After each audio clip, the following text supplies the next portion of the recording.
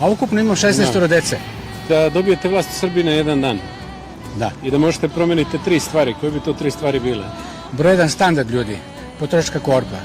Broj 2, mi u Srbiji možemo da živimo bolje nego u Švajcarskoj. I broj 3, Kosovo i Metohija mora biti u sastavu Srbije i to je srce i duša Srbije. Svi politički pregovori, Brisel, Kurti, levo, desno, to su političke manipulacije. Ja sam iz Kosova i Metohije, mesto Biča, Klina, nisam prodao ništa, dole imam 15 hektara zemlje i nikad neću prodati. A ukupno imam 16 dece. Znači imam decu koja će dole da se vrati.